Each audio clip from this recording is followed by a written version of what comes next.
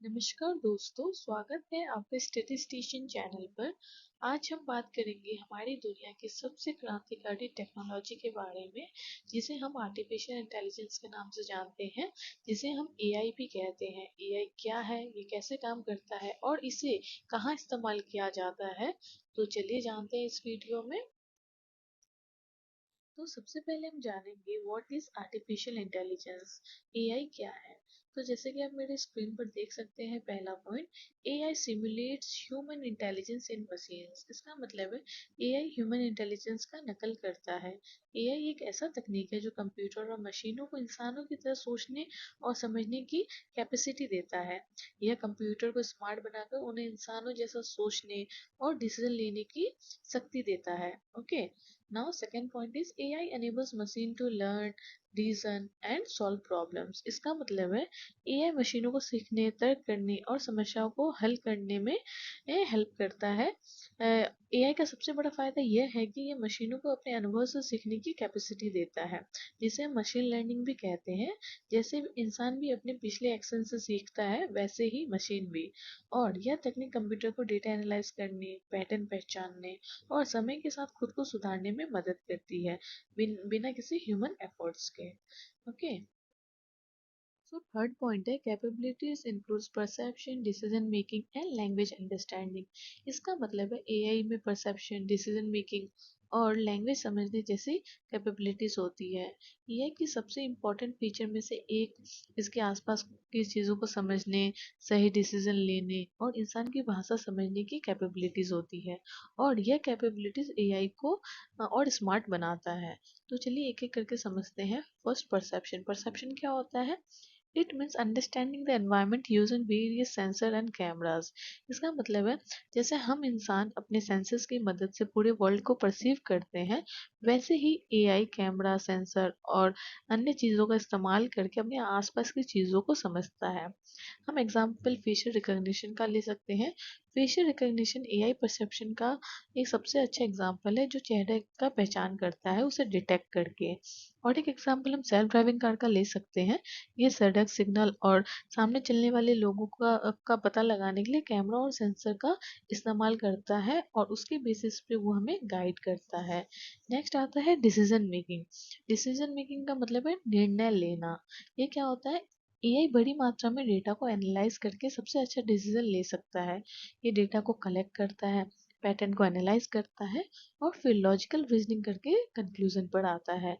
Example के लिए हम गूगल मैप का एग्जाम्पल ले सकते हैं। गूगल मैप एआई का इस्तेमाल करके ये ट्रैफिक कंडीशन को एनालाइज करता है और वो हमें सबसे सही रास्ता को सजेस्ट करता है।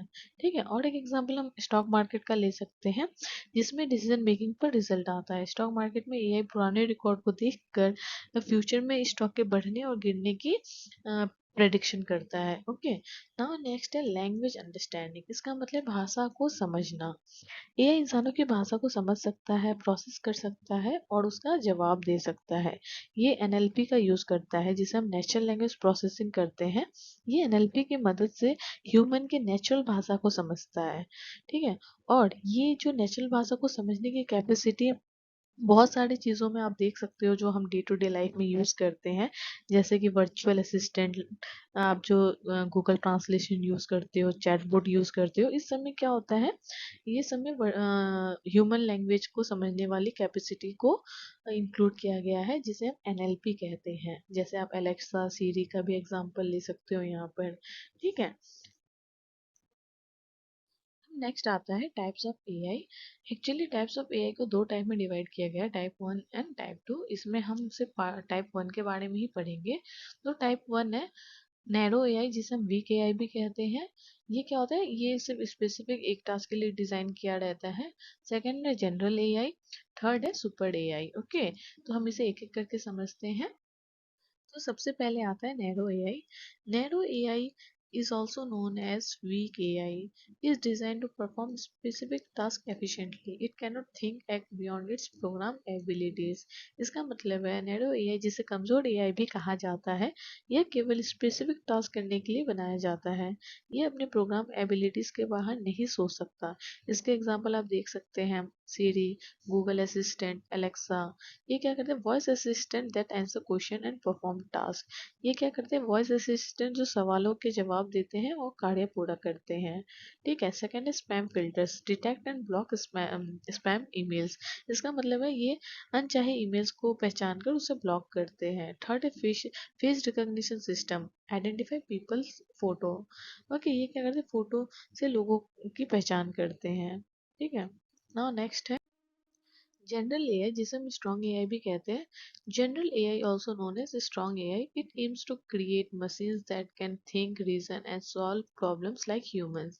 This AI system can learn from experiences and apply knowledge in different situations similar to human intelligence. इसका मतलब है जनरल एआई, जिसे स्ट्रॉन्ग एआई भी कहा जाता है, इसका एम होता है ऐसा सिस्टम बनाना जो इंसानों की तरह सोच सकता है, तर्क कर सकता है और प्रॉब्लम्स का सोल्यूशन निकाल सकता है। एक ऐसी मशीन बनाना इनका एम होता है। और ये क्या एक फ्यूचर कॉन्सेप्ट है, ये अभी तक आया नहीं है। एग्जाम्पल एक हम देख सकते हैं इसका, ए robot doctor that understand emotion, diagnosis diseases and interact with patient like human. तो इनका एक मेन है कि ये एक ऐसी रोबोट डॉक्टर बनाए जो इंसान के इमोशन को समझे, अच्छे से डिजीज को डायग्नोस करे और पेशेंट को ह्यूमन की तरह इंटरेक्ट कर सकते, उससे बातचीत कर सके, ऐसे इनको एक मशीन बनानी है। वही क्या जनरल एआई है। ओके। सो थर्ड है super AI. Super AI is a hypothetical concept where machines surpass human intelligence in every aspects. इसका मतलब है सुपर एआई एक काल्पनिक मशीन है जहां मशीन हर क्षेत्र में मानव बुद्धि से आगे निकलने वाली है। This AI system would be smarter than the best human minds, creativity, decision making and problem solving. इसका मतलब है ये ऐसी मशीन बनने वाली है जो इंसानों से बेहतर इसकी क्रिएटिविटी होगी, डिसीजन लेने की कैपेबिलिटीज होगी एंड प्रॉब्लम सॉल्व करने की पावर होगी। It is currently a science fiction idea but may become reality in the distant future. ये फ्यूचर कॉन्सेप्ट है, ये अभी तक आया नहीं है। ठीक है। तो इसका कुछ पोटेंशियल रिस्क हो सकते हैं, that is expert warn that uncontrol super AI could be dangerous if it surpass human control. इसका मतलब है एक्सपर्ट का मानना है अगर सुपर एआई को कंट्रोल नहीं किया गया तो ये इंसानों के लिए खतरनाक हो सकता है। सो एआई तीन टाइप में डिवाइड किया गया है, that is narrow AI, general AI and super AI. Narrow AI क्या होता है, अभी जो मौजूद है हमारे पास डेली लाइफ में जिसे हम इस्तेमाल करते हैं वो क्या है, नैरो एआई है।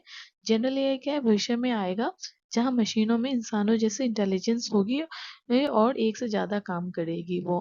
ठीक है। सुपर एआई ये बहुत आगे का भविष्य कहा जाता है इसे, और एआई इंसानों से ज्यादा होशियार भी बन सकता है।